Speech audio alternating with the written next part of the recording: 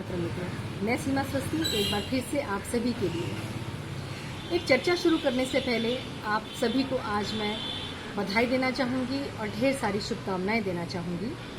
आज अयोध्या में 5 अगस्त के दिन माननीय प्रधानमंत्री श्री नरेंद्र मोदी के द्वारा जो आज श्री राम मंदिर का शिलान्यास हुआ, उस चीज़ के लिए आयुर्गव्य धाम प्रत्येक भारतवासी को बधाई देता है। और हमारी जो नरेंद्र मोदी जी हैं, उनको हम वो एक वाकई बधाई के पात्र हैं जो उन्होंने हम प्रत्येक भारतवासी के लिए इतना बड़ा अनमोल तोहफा हमें दिया। ये हुई हमारे देश की बात। अब बात करते हैं हमारे देश की आधारशिला, अर्थात हमारी प्रत्येक महिला, जो महिला हमारे भारत के प्रत्येक परिवार में आधारशिला के रूप में काम करती हैं। उनकी आज एक बीमारी का चर्चा में लेकर आई हूँ, क्योंकि मेरे पास पीछे बहुत सारे कॉल्स और मैसेजेस आए हैं।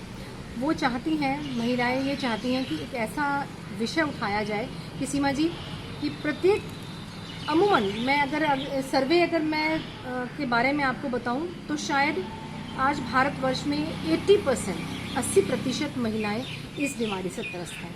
और वो बीमारी का नाम है हमारे यूट्रस में फाइब्रॉइड्स, यानी कि इसको अगर देसी भाषा में मैं बोलूं कि बच्चेदानी में रसौली। प्रत्येक महिला इस बीमारी से त्रस्त है, ज़्यादातर बहुत दुखी रहती हैं। इसके बहुत सारे कारण हैं, निवारण है, इसके लक्षण हैं। तो एक एक करके मैं आपको इस बीमारी के कारणों के बारे में, सबसे पहले मैं इस बीमारी के कारण के बारे में आपको मैं बताना चाहूँगी कि ये जो यूट्रस की फाइब्रॉइड्स हैं, यानी कि रसौली है, ये इसको ट्यूमर्स हम भी कह सकते हैं, ये इसके होने के कारण क्या है। इसके बहुत सारे कारण हैं। सबसे पहला कारण है कि ये कुछ विद्वान, कुछ डॉक्टर्स इसे जेनेटिक बोलते हैं कि ये जो पीछे से चली आती हैं, यानी कि हमारी दादी को हुआ तो हमारी माँ को हुआ तो शायद ये इनकी आगे बेटियों को होगा या इनकी पोतियों को होगा। तो जेनेटिक, अनुवांशिक चेंज जिसको हम बोला जाता है। दूसरा कारण है ओबेसिटी, यानी कि मोटापा, क्योंकि आजकल शारीरिक श्रम की बहुत ज़्यादा कमी है हमारी भारत की महिलाओं में। तो ओबेसिटी जो इसका एक सबसे बड़ा कारण आजकल पाया जाता है वो है।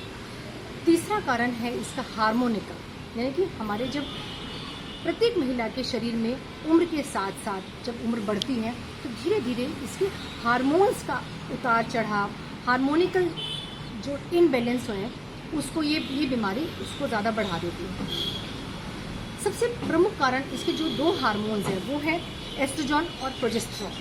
2 हार्मोन्स के इम्बैलेंस के कारण हमारे यूट्रस में, हमारे बच्चेदानी में इसका जो फाइब्रॉइड है ये उत्पत्ति हो जाती है।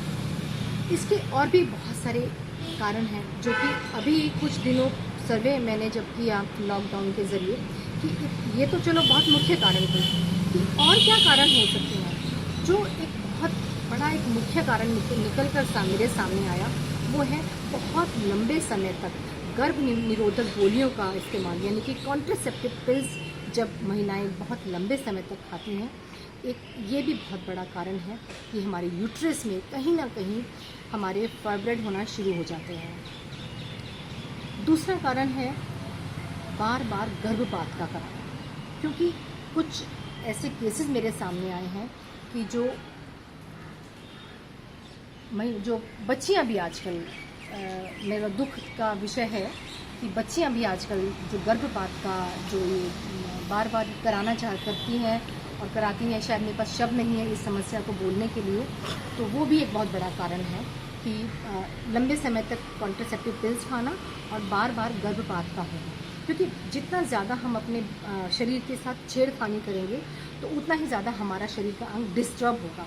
जब डिस्टर्ब होता है तो कहीं ना कहीं उसकी मांसपेशियाँ और जो उसके ऊतक हैं, यानी कि टिश्यूज़ हैं, जो उसमें कहीं ना कहीं छेड़खानी होती है। तो जो टिश्यूज़ होते हैं वो कहीं ना कहीं एक ग्रोथ का इकट्ठे होकर वो ग्रोथ का रूप ले लेते हैं। तो जब ग्रोथ होती है तो आगे चल के धीरे धीरे फाइब्रॉइड हो जाती है।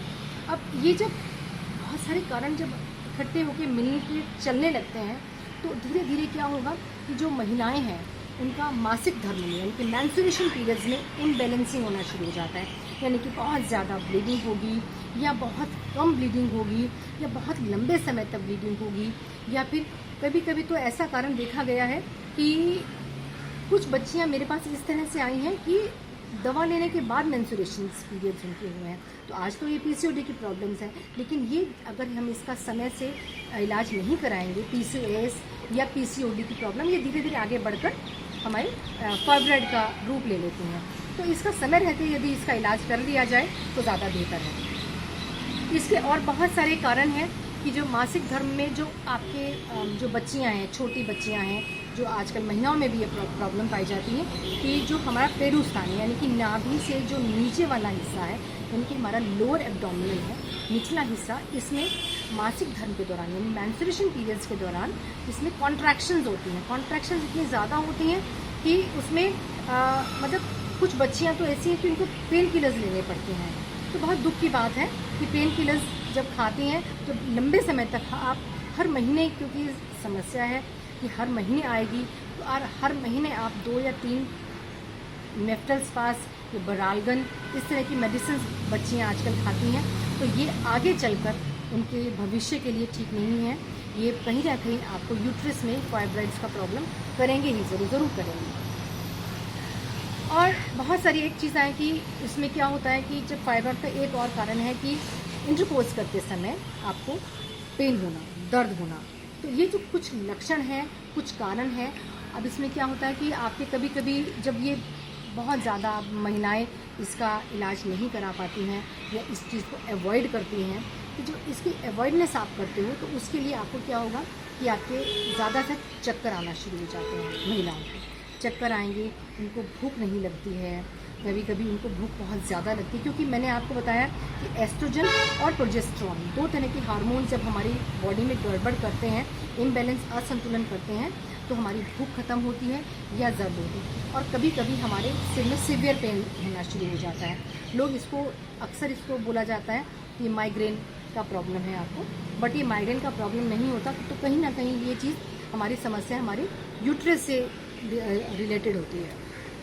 कमर के निचले वाले हिस्से में पेन होना, यानी कि हमारा जो जहाँ पर हम जब बैठते हैं, मैंने आपको पहले भी कभी वीडियोस में जिक्र किया है, हमारा मूलाधार चक्र है, जब जहाँ पे हमारा मूलाधार चक्र है, जहाँ से हमारी रीढ़ शुरू होती है, यानी कि हमारा स्पाइन शुरू होता है, वहाँ पे एस वाले रीजन में पेन होना शुरू होना, तो वो उसका भी हम अवॉइड करते हैं।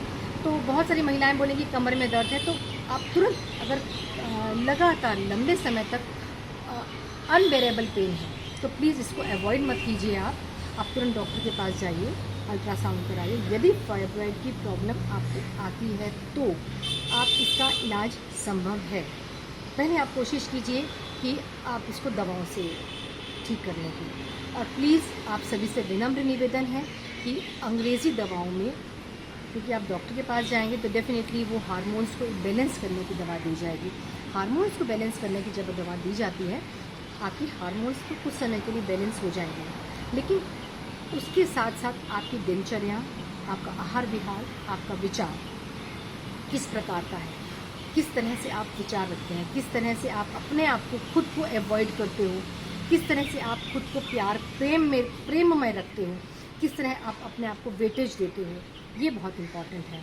तो अपने आप को प्लीज़ अवॉइड ना करें। इन सभी चीज़ों का हमारे आयुर्वेद में और पंचगव्य में चिकित्सा उपलब्ध है और बहुत सारी महिलाएं इन सुविधाओं का लाभ उठा रही हैं और इन दवाओं से ठीक हो रही हैं।